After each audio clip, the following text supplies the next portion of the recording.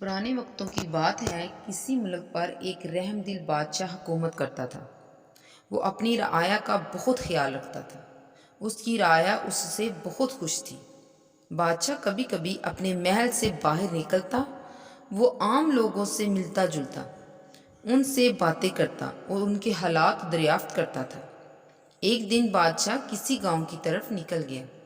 اسے ایک کسان نظر آیا۔ وہ اپنے کھیت میں کام کر رہا تھا۔ بادشاہ نے کسان کو سلام کیا۔ کسان بادشاہ سلامت کو اپنے روبرو دیکھ کر بہت خوش ہوا۔ بادشاہ نے کسان سے پوچھا، تم اس کھیت سے کتنا کما لیتے ہو؟ کسان نے ادب سے جواب دیا، بادشاہ سلامت، یوں سمجھ لیجئے روز کا 1 روپیہ کما لیتا ہوں۔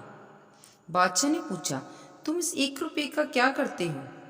کسان نے عرض کیا، عالی جاں، اس روپے سے 4 آنے تو کھا لیتا ہوں، 4 آنے قرض اتار دیتا ہوں اور 4 آنے قرض دیتا ہوں اور باقی 4 آنے انہیں کنویں میں پھینک دیتا ہوں۔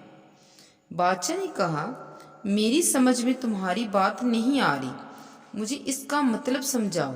کسان نے ہاتھ جوڑ کر عرض کی، حضور، 4 آنے کھانے کا مطلب یہ ہے کہ میں انہیں خود پر اور بیوی پر خرچ کرتا ہوں۔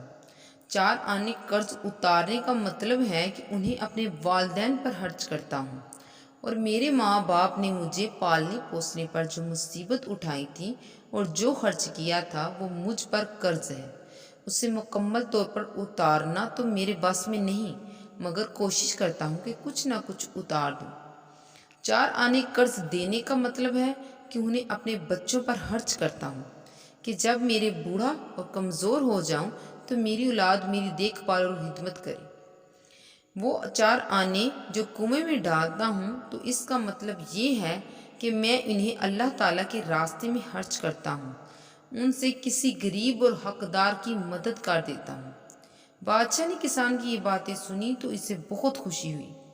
اس نے کسان کو انعام دیا اور کہا، جب تک تم میرا منہ 100 بار نہ دیکھ لو تو اس بات کا ذکر کسی سے نہ کرنا۔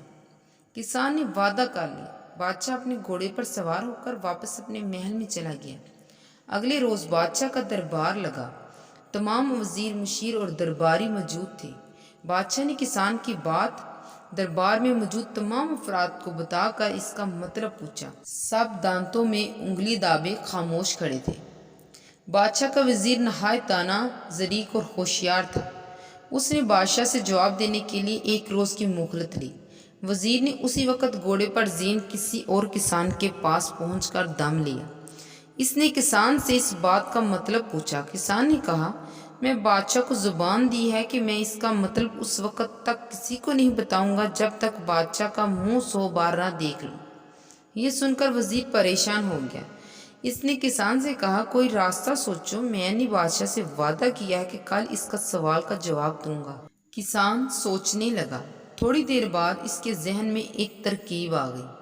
اس نے وزیر سے 100 اشرفیاں مانگی۔ وزیر نے جٹ سے 100 اشرفیاں کسان کے حوالے کر دی۔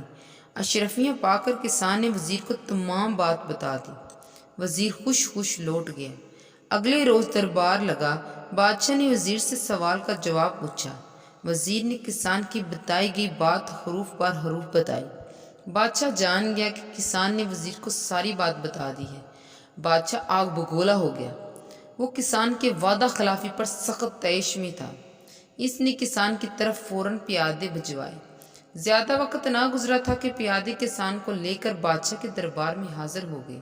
بادشاہ نے گرجدار اور غضبناک آواز میں کسان سے پوچھا، تم نے ہم سے وعدہ کیا تھا جب تک 100 بار ہمارا منہ نہ دیکھ لو کسی کو یہ بات نہیں بتاؤ گے۔ تم نے وزیر کو تمام بات بتا دی، وعدہ شکنی کی ہے تم نے۔ کیا جواب ہے اس کا تمہارے پاس؟ عقل مند کسان نے بڑے ادب سے عرض کی، حضور، میں وعدہ توڑنا گناہ سمجھتا ہوں۔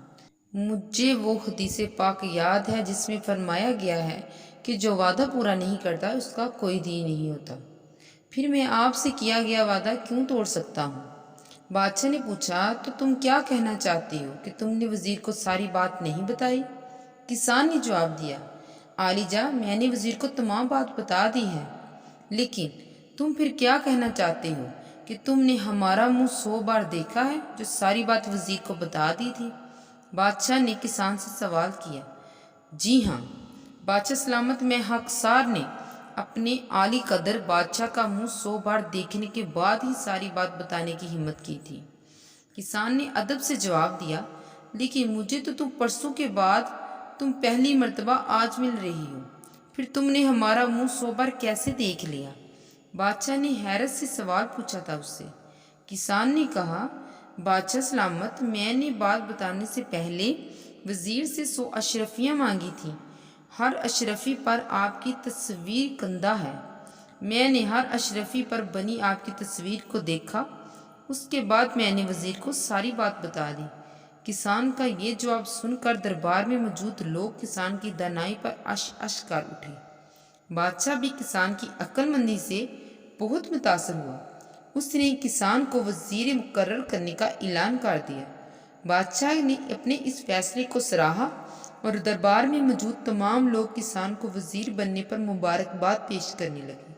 تو اس کہانی سے یہ ثابت ہوا کہ کس طرح کسان نے اپنی دانائی اور ایمانداری سے وزارت حاصل کر لی۔ وہ ایک نہایت ہی ایماندار شخص تھا اور اس نے اپنی ایمانداری اور دیانتداری کی وجہ سے یہ عہدہ حاصل کر لیا۔ اگر آپ کو ہماری یہ ویڈیو پسند آئی ہو تو لائک اور سبسکرائب کرنا مت بھولیے گا اور بیل آئیکن کے بٹن کو بھی دبا دیں تاکہ ہماری آنے والی ویڈیو آپ تک پہنچ سکے۔ جزاک اللہ خیر، دعاؤں میں یاد رکھیے گا۔ اللہ حافظ۔